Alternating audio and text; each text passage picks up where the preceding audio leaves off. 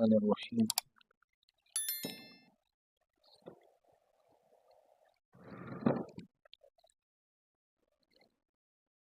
صراط الذین انعمت علیہم، ان لوگوں کا راستہ جن پر تو نے اپنا فضل فرمایا ہے، غیر المغضوب، نہ کہ ان لوگوں کا راستہ جن پر آپ غصہ ہوئے، علیہم ولا الضالین، اور نہ ہی ان لوگوں کا راستہ جو گمراہ ہوئے۔ ہم نے کل اہدنا الصراط المستقیم تک جو ہے تو اس کی تفسیر پڑھ لی تھی، اور آج ہم اس سے آگے پڑھیں گے۔ کل ہم نے دعا کی تھی کہ یا اللہ ہمیں سیدھا راستہ بتا، ہمیں سیدھا راستہ جو ہے تو دکھا دے۔ اب آگے جو ہے تو اس دعا کا کہ راستہ ان لوگوں کا جن پر انعام کیا ہے، ان لوگوں کا راستہ نہیں جن پر آپ غصہ ہوئے، جن سے آپ جو ہے تو کیا ہوئے، ناراض ہوئے۔ تو یہاں پر انعام یافتہ جو گروہ ہیں وہ چار ہیں، جن گروہوں پر اللہ تعالیٰ نے انعام کیا ہے وہ چار گروہ ہیں۔ اللہ تعالیٰ خود ارشاد فرماتے ہیں فَأُولَٰئِكَ مَعَ الَّذِينَ أَنْعَمَ اللَّهُ مِنَ النَّبِيِّينَ وَالصِّدِّيقِينَ وَالشُّهَدَاءِ وَالصَّالِحِينَ، کہ یہ لوگ فَأُولَٰئِكَ مَعَ الَّذِينَ، یہ ان کے ساتھ ہوں گے، أَنْعَمَ اللَّهُ، کہ اللہ تعالیٰ نے انعام کیا ہے جن پر، اور من النبیین، وہ نبیوں میں سے، صدیقین میں سے، شہداء میں سے، صالحین میں سے۔ چار گروہ ہیں۔ ایک انبیاء علیہ السلام کا گروہ، ان پر جو ہے تو اللہ تعالیٰ کا انعام ہے۔ صدیقین سچے لوگ، ان پر اللہ تعالیٰ کا انعام ہے۔ شہداء جو اللہ کے راستے میں لڑ کر شہید ہو گئے، ان پر اللہ تعالیٰ کا انعام ہے۔ والصالحین جو نیک لوگ ہیں، ان پر اللہ تعالیٰ کا انعام ہے۔ تو لہٰذا اب اس صورت میں نبوت جو ہے وہ وحی ہے، وہ اللہ تعالیٰ کی طرف سے عطا ہوتی ہے، لیکن باقی تین جو ہے وہ کسبی ہے، انسان محنت کر کے ان کو پا سکتا ہے۔ انسان محنت کر کے صدیق بن سکتا ہے، ہر معاملے میں سچ بولے، ہر معاملے میں، خواہ وہ اس سے اپنا نقصان ہوتا ہے، خواہ اس سے رشتہ داروں کا نقصان ہوتا ہے، خواہ اس سے کچھ بھی ہوتا ہے، لیکن بولے سچ بولے۔ یہ نہیں کہ اپنے نقصان کو بچانے کے لیے جھوٹ بول دے، اپنے نقصان کو بچانے کے لیے جو تو کیا ہے کہ اپنے رشتہ داروں کے نقصان کو بچانے کے لیے جھوٹ بول دے، کیونکہ الصدق ینجی والکذب یہلک، کہ جو صدق ہوتا ہے وہ نجات دیتا ہے، سچائی نجات دیتی ہے، اور جو جھوٹ ہوتا ہے وہ ہلاک کرتا ہے۔ تو اب اس صورت میں انسان کو اس چیز پر جو ہے نہ ہونا چاہیے کہ بھئی ہلاکت یہ ہے کہ انسان آخرت میں رسوا ہو جائے۔ اب یہاں پر جو ہے کہ صالحین یہ ایک انتہائی بڑا درجہ ہے، انسان کو نیک بننا چاہیے۔ ہم روزانہ التحیات کے اندر جب پڑھتے ہیں السلام علیکم ایھا النبی ورحمۃ اللہ وبرکاتہ، والسلام علینا وعلی عباد اللہ الصالحین، السلام علینا، ہم پر بھی سلامتی ہو، وعلی عباد اللہ الصالحین، اور اللہ کے نیک بندوں پر بھی سلامتی ہو۔ اب ہر نماز کے اندر نمازی جتنے بھی جو ہے تو کیا نام ہے کہ نیک لوگ ہیں دنیا کے اندر، ان پر سلامتی بھیجتی، جتنی بھی دنیا کے اندر نیک لوگ ہیں، تو ہمیں چاہیے کہ ہم نیک بنیں، ہم نیک کام کریں۔ اللہ تعالیٰ خود ارشاد فرماتے ہیں فاستبقوا الخیرات، نیکی کے معاملے میں ایک دوسرے کے ساتھ مسابقہ کرو۔ مسابقہ کا مطلب ہوتا ہے آگے بڑھنا۔ ایک آدمی نیکی کرتا ہے، دوسرے آدمی کی خواہش یہ ہو کہ میں اس سے زیادہ نیکی کروں، پھر جو وہ دوسرا آدمی دیکھے کہ یہ تو مجھ سے نیکی میں بڑھ رہا ہے، تو وہ آدمی وہ مزید کوشش کر کے میں اور آگے بڑھ جاؤں۔ یہ مسابقہ ہونا چاہیے، فاستبقوا الخیرات۔ لہذا یہ چیزیں ہیں۔ اب اس طرح فرمایا کہ غیر المغضوب علیہم، ان لوگوں کا راستہ نہیں جن پر آپ غضبناک ہوئے، غصہ ہوئے۔ اس سے یہود مراد ہے، یہود پر اللہ رب العزت جو ہے تو غصہ ہوئے۔ اللہ تعالیٰ نے ارشاد وباءوا بغضب من اللہ، انہوں نے اللہ تعالیٰ کے غصے کو خریدا، یعنی انہوں نے ایسے ایسے کام کیے کہ اس کی وجہ سے وہ اللہ تعالیٰ کے غصے کے مستحق ہوئے۔ تو یا اللہ مجھے ان لوگوں میں سے نہ کرنا جن پر آپ غصہ ہوئے، یعنی مجھے اپنے غصے سے بچا لے، مجھے اپنے غصے سے جو تو محفوظ رکھ۔ ولا الضالین، اور نہ ان لوگوں میں سے جو گمراہ ہوئے، اس سے نصارہ عیسائی مراد ہے کہ عیسائی جو ہے تو وہ گمراہ ہو گئے۔ اب یہاں پر جو ہے تو امام راضی رحمۃ اللہ علیہ فرماتے ہیں کہ اس سے مراد یہ ہے کہ جو مغضوب علیہم کل من اخطأ فی الاعمال الظاہرہ، مغضوب علیہم سے ہر وہ شخص مراد ہے جو کہ کیا ہے کہ اعمال ظاہرہ کے اندر خطا ہو جائے، سچ نہیں بولتا، جھوٹ بولتا ہے، نمازیں نہیں پڑھتا ہے، یہ اس طرح جو ہے تو کیا نام ہے زکوٰۃ نہیں دیتا ہے، اس طرح جو ہے تو کیا نام ہے کہ گالیاں دیتا ہے، اس طرح جو ہے تو کیا کرتا ہے کہ غیبت کرتا ہے، اعمال کے اندر خطا ہے، تو ہر وہ شخص جو اعمال کے اندر خطا ہے غیر المغضوب کے تحت آتا ہے، اس پر اللہ تعالیٰ کا غصہ ہے۔ اور ولدالین، ہر وہ شخص جو اعتقاد اور عقیدے کے اندر گمراہ ہو جائے، ہر وہ شخص جو اعتقاد اور عقیدے کے اندر گمراہ ہو جائے اس کو بولا جاتا ہے کہ یہ ولدالین کے تحت۔ امام راضی رحمۃ اللہ علیہ نے یہ تفسیر کی اور فرمایا کہ الفاظ قرآن کے اندر تعمیم ہونی چاہیے، اس میں صرف یہود اور نصارہ وہ بھی جو ہے جو داخل ہیں، لیکن ان کے ساتھ ساتھ مزید جو لوگ اعمال خراب کرتے ہیں اور مزید جو لوگ عقائد کے اندر جو ہے تو گمراہ ہیں، وہ سب کے سب اس میں جو ہے تو کیا ہے، داخل ہیں۔ اس طرح گمراہی کے کہا کہ دو طریقے ہیں، گمراہی کے دو طریقے، ایک طریقہ یہ ہے کہ کوئی آدمی لا علم ہو، اس کو کسی بات کا پتہ نہیں، لا علمی کی وجہ سے جو ہے تو وہ گمراہ ہے۔ دوسرا یہ ہے کہ جانتے سمجھتے ہوئے بھی انکار کر جائے، جانتا بھی ہے، علم بھی رکھتا ہے، سمجھتا بھی ہے کہ بھئی یہ بات اس طرح ٹھیک ہے، اور پھر جو ہے تو کیا ہے۔ اب پہلے والے کا علاج ممکن ہے کہ جو لا علم ہے جب اس کو علم ہو جائے گا تو ٹھیک ہو جائے گا، لیکن جو باوجود علم کے جو ہے تو وہ سیدھے راستے پر نہیں آتا، اور وہ باوجود علم کے اور سمجھ کے جو ہے تو کیا نام ہے کہ انکار کر رہا ہے، اب اس کا کوئی راستہ نہیں، اس کو آپ ٹھیک نہیں کر سکتے، اس کے اوپر آپ جتنی بھی چاہیں تو محنت کریں جتنی، کیونکہ وہ ضد پر آئے ہوئے نا۔ اور یہ جو یہود و نصارہ تھے، ان کی مثال بھی اسی طرح تھی، یہ نبی علیہ الصلوۃ والسلام کو جانتے تھے کہ نبی علیہ الصلوۃ والسلام جو ہے تو برحق ہے، نبی علیہ الصلوۃ والسلام اللہ تعالیٰ کے آخری پیغمبر ہیں، جانتے تھے، لیکن اس کے باوجود نبی علیہ الصلوۃ والسلام پر ایمان نہیں لاتے،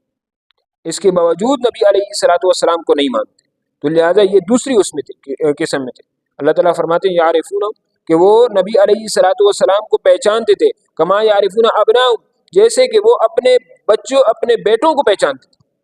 بلکہ اس سے بھی زیادہ جو ہے تو نبی علیہ الصلوۃ والسلام کو پہچانتے تھے کہ نبی علیہ الصلوۃ والسلام جو ہے تو کیا ہے، یہ برحق ہے۔ عبداللہ ابن سلام رضی اللہ تعالیٰ عنہ، ان کی والدہ ان کی والدہ نہیں، ان کی پھوپھی نے ان کو بتایا کہ بھئی مکہ کی طرف سے سفید لباس کے اندر جو ہے تو کچھ لوگ آئیں گے اور وہ آخری پیغمبر اور ان کے ساتھی ہوں گے۔ اب دیکھیں اس حد تک ان کو پتہ تھا کہ مکہ کی طرف سے سفید جو ہے تو اس میں لباس میں لوگ آئیں گے اور وہ جو ہے تو آخری پیغمبر اور اس کے ساتھی ہوں گے۔ عبداللہ ابن سلام رضی اللہ تعالیٰ عنہ اوپر جو ہے تو چڑھے ہوئے تھے اور یہ کیا نام ہے کہ کھجور اتار رہے تھے، تو انہوں نے جب دیکھا کہ مکہ کی طرف سے کچھ لوگ آ رہے ہیں اور ان کے لباس سفید ہیں، اور پھوپھو ان کے نیچے، تو پھوپھو نے کہا کہ کچھ لوگ آ رہے ہیں اور ان کے لباس بھی سفید ہیں، کہا یہی تو آخری پیغمبر ہے، یعنی ان کی عورتیں اس حد تک جانتی تھیں۔ عبداللہ ابن سلام رضی اللہ تعالیٰ فرط مسرت کی وجہ سے اوپر سے نیچے اترے اور وہ کھجوروں کا جو خوشہ اپنے ہاتھ میں لیے ہوا تھا اس کو رکھنا بھول گئے، اور نبی علیہ الصلوۃ والسلام کے سامنے گئے اور کہا کہ یہ چہرہ جھوٹے شخص کا چہرہ نہیں ہو سکتا، اور وہیں پر جو ہے تو اسلام قبول کیا، اسی مقام پر جو ہے تو کیا کر لیا، اسلام قبول کیا۔ اور عبداللہ ابن سلام رضی اللہ عنہ جس مجلس میں گئے، اس مجلس میں رسول اللہ صلی اللہ علیہ وسلم جو خطبہ دے رہے تھے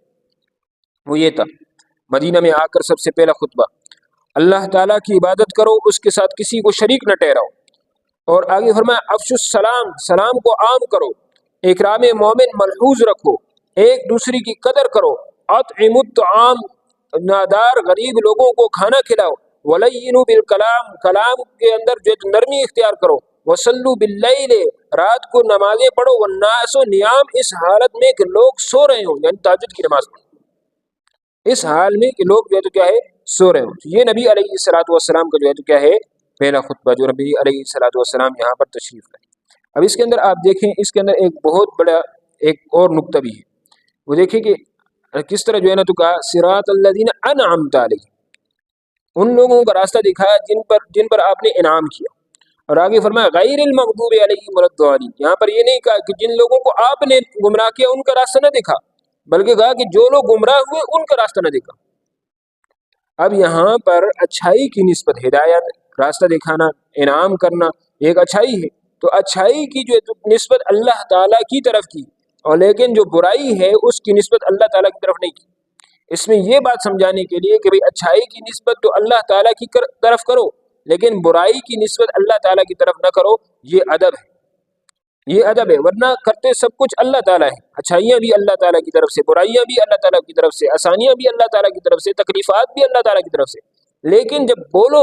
تو بولتے ہوئے جو ہے نا تو کیا کرو کہ بھئی اس چیز کا خیال رکھو کہ اللہ تعالیٰ کا ادب کا لحاظ یہ ہے کہ اچھائی کی نسبت ان کی طرف اور جو برائی ہے اس کی نسبت ان کی طرف نہ کرو۔ اس طرح فرمایا وَإِذَا مَرِضْتُ، جب میں بیمار ہوتا ہوں، فَهُوَ يَشْفِينِ،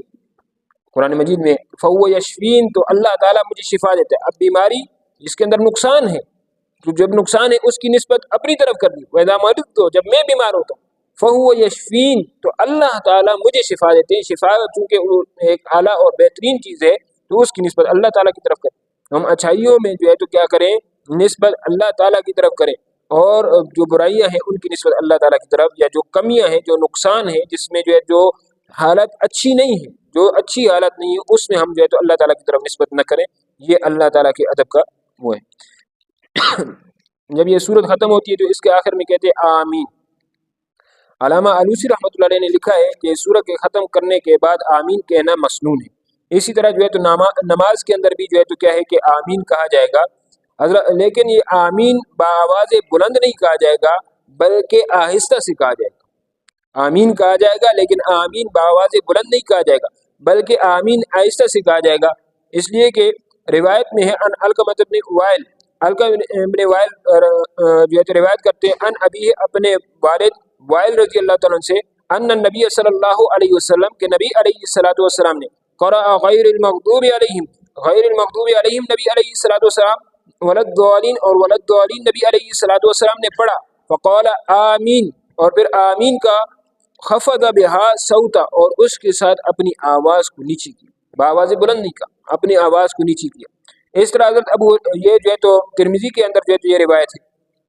باب ما جاء فی التامین۔ اس طرح ابو ہریرہ رضی اللہ تعالیٰ عنہ سے روایت ہے ان رسول اللہ صلی اللہ علیہ وسلم قال اذا قال الامام ولدالین،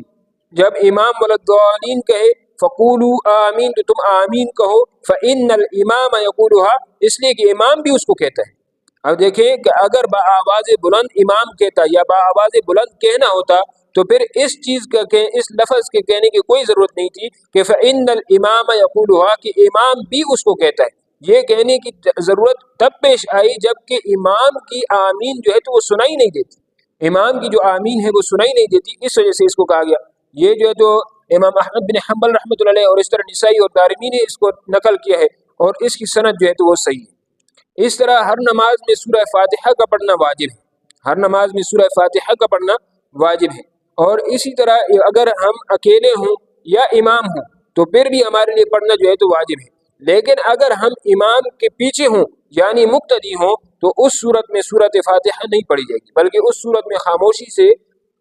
کھڑے ہو کر قرآن مجید کو سنا جائے گا۔ حضرت جابر رضی اللہ تعالیٰ عنہ سے روایت ہے قال قال رسول اللہ صلی اللہ علیہ وسلم، رسول اللہ صلی اللہ علیہ وسلم نے ارشاد فرمایا من کان له امام، جس شخص کے لیے امام ہو، فقراءۃ الامام، امام کی قرات، لہو قرات، اس کے لیے قرات، امام کی قرات جو ہے تو اس کے لیے قرات ہے، جب اس کے لیے قرات ہوگی تو اسے خود قرات کرنے کی ضرورت نہیں ہے۔ اسی وجہ سے جو ہے تو فتح القدیر کے اندر علامہ ابن حمام رحمۃ اللہ علیہ لکھتے ہیں کہ اگر یہ آدمی کرے گا تو پھر اس کے لیے دو قراتیں ہو جائیں گی، ایک کی بجائے دو قراتیں، اور ایسے نہیں ہو سکتا کہ ایک ہی رکعت کے اندر ایک آدمی کے لیے دو دو مرتبہ سورہ فاتحہ، ایسے نہیں ہو سکتا۔ یہ روایت نقل کیا آثار السنن کے اندر بھی، اس طرح امام محمد رحمۃ اللہ علیہ نے موطا کے اندر بھی اس کو نقل کیا، اور یہ روایت جو ہے تو صحیح ہے، لہذا ہمیں چاہیے کہ ہم اس کے مطابق جو ہے تو عمل کریں۔